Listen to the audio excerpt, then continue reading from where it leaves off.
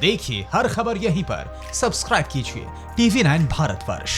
आप लोग क्या कह रहे थे, इसका जवाब मैं आपसे लूंगा। के शर्मा साहब, के शर्मा साहब, ये मैं आ रहा हूं, इसका जवाब मैं आपसे लूंगा के शर्मा साहब। लेकिन मैं आपसे ये जानना चाहता हूं कि सिर्फ 339 केस वाले वेस्ट बंगाल में टीम भेजने की आवश्यकता क्यों महसूस हुई? 1485 cases Rajasthan, 1478 case Madhya Pradesh, 4666 case Maharashtra, समझ में आता है। लेकिन 339 केस जहां 20 मौतें हुई हैं और 20 मौतों में से सिर्फ 12 कोविड की वजह से हैं, बाकी 8 कोमॉर्बिडिटी से हैं, वहां टीम भेजनी जरूरी क्यों हो गई? शांतनु जी, मैं आ रहा हूं आपके पास। के शर्मा साहब से सवाल है मेरा। 5 मिनट में घंटी बजाने से नहीं होता है।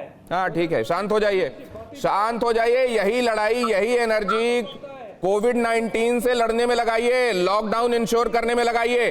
के शर्मा साहब को जवाब देने दीजिए। इनका ऑडियो फेडर डाउन कीजिए, मेरी सुन नहीं रहे। के शर्मा साहब से जवाब ले रहा हूं मैं। दिनेश जी, देखिए अभी आपने ही अपने इंट्रोडक्शन में 2-3 बातें बता दी कि क्यों केंद्र ने वहां पर टीम भेजी, और केवल एक राज्य में नहीं भेजी, उन 4 राज्यों में भेजी जहां पर संभावनाएं कुछ जो है स्थिति अनियंत्रित सी लग रही है, जिन शहरों में लग रही है विशेषकर। जैसे आपने जिक्र किया राजस्थान का, मुंबई का, पुणे का, इंदौर का, ऐसे आपने जिक्र किया। वैसे ही पश्चिम बंगाल में भी 6 जिले।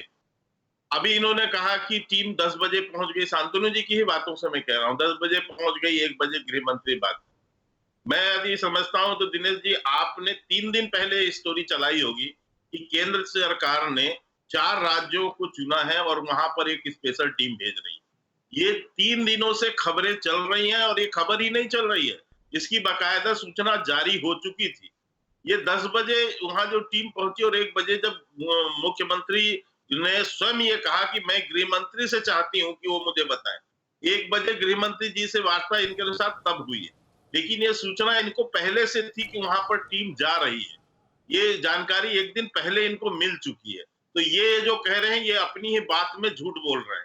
के शर्मा साहब, ये लेकिन सरकारी कामकाजों में जो एक दफ्तर से दूसरे दफ्तर को ऑफिशियल लेटर जाता है, उसको ही प्रामाणिक माना जाता है। और दूसरे, हाँ, हालांकि मैं एक बात आपको बता दूं, राजीव सिन्हा साहब कह रहे हैं कि इनके लैंड होने के 15 मिनट पहले मेरे को चिट्ठी मिली। ममता बनर्जी कह रही है कि सुबह लैंड हुए हैं ये, और मेरे को दोपहर में बताया जा रहा है। तो इनके अपने यहाँ पे भी कॉन्ट्रडिक्शन है, उसका मैं बात करूंगा। लेकिन मैं आपसे जानना चाहता हूं, किस क्राइटेरिया पर यहाँ सेंट्रल टीम भेजी गई है? एक बात और सुन लीजिए, ये बंगाल जो है क्या देश से बाहर है क्या? बंगाल जो है देश से बाहर का सूबा है क्या? या वहां ममता बनर्जी ने यदि मुख्यमंत्री हैं तो वो क्या ममता बनर्जी वहां की तानाशाह हैं? वहां की तानाशाह हैं क्या ममता बनर्जी? ये जवाब तो मैं उनसे लूंगा ही। के शर्मा साहब, क्या इसमें केंद्र का अपना डिस्क्रिशन होता है और जवाब देना आवश्यक नहीं है कि हमने क्यों चुना वेस्ट बंगाल को? क्योंकि 339 नंबर ऑफ केसेस ये सवाल खड़ा करते हैं, क्या इतना जरूरी हो गया था? 20 मौतों के साथ क्या इतना इंपेंडिंग हो गया था?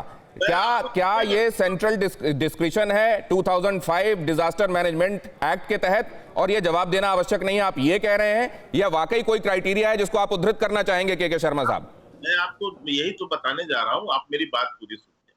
देखिए, कोई सरकार का मंत्री बैठ के तय नहीं कर रहा है, ये इसके लिए 12 जो विभिन्न मंत्रालय हैं उसकी टीमें हैं, उसके ऑफिसर्स हैं, वो बैठ के एनालिसिस करते हैं, समीक्षा करते हैं। जहां पर ये दिखता है कि हमें इस ढंग से इस राज्य को ये मैसेज देना, ये व्यवस्था हमें तय करनी। इसके पहले आपने ध्यान दिया होगा, केंद्र के ही कहने पर सारे मंत्रियों को एक-एक राज्य केंद्रीय मंत्री को दिया गया था कि वहां पर जो है, जो व्यवस्थाएं हैं वो किस ढंग से चल रही है उसका मॉनिटर करें।